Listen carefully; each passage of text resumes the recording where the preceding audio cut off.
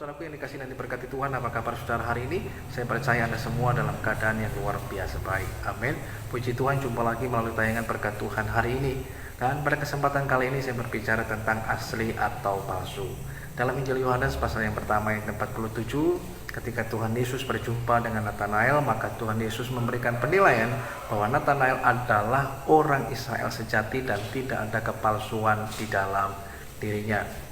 Bukan hanya pada waktu zaman Natanael hidup, tetapi juga sampai zaman ini banyak orang menjalani hidupnya penuh dengan kepalsuan, kepura-puraan, dan kemunafikan melalui apa yang ditampilkan di depan orang, di depan mimbar, di depan layar, di depan media sosial, dengan tujuan agar dinilai dan dipandang orang sebagai orang yang rohani, orang yang kudus, orang yang baik, orang yang kuat, orang yang sukses, orang yang kaya raya, orang yang berbahagia, sebagai keluarga yang harmonis dan sebagainya. Padahal kita tidak perlu menjalani hidup yang seperti itu.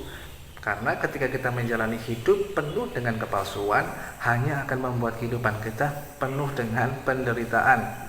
Sekalipun mungkin dinilai orang sebagai orang yang berbahagia. Tuhan tidak menghendaki kita semua menjalani kehidupan yang seperti itu. Mengapa seseorang menjalani kehidupan dengan penuh kepalsuan? Yang pertama, untuk menutupi kelemahan dan kekurangan dalam hidupnya. Yang kedua, karena gambar dirinya yang rusak dan belum dipulihkan.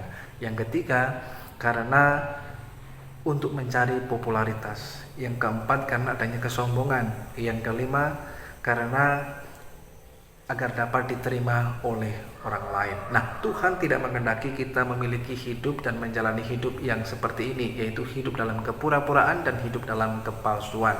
Karena hal ini tidak berkenan kepada Tuhan. Kita tidak perlu menjalani kehidupan kita penuh dengan kepalsuan, kemunafikan, dan kepura-puraan. Jalani hidup kita setiap hari dengan rasa cukup dan rasa syukur, itu akan mendatangkan kebahagiaan dalam hidup kita.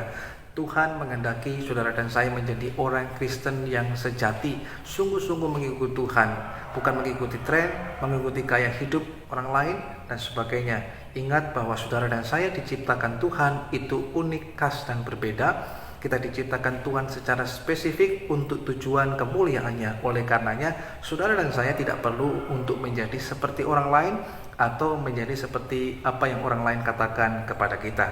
Ingatlah bahwa kelemahan, kekurangan, dan keterbatasan dalam hidup kita bukanlah aib, melainkan justru melalui kelemahan dan kekurangan kita lah kuasa Tuhan itu menjadi nyata dan sempurna dalam hidup kita.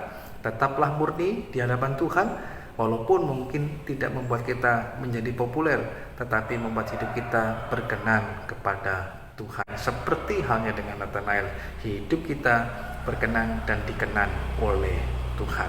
Tuhan Yesus mengasihi dan memberkati kita semuanya.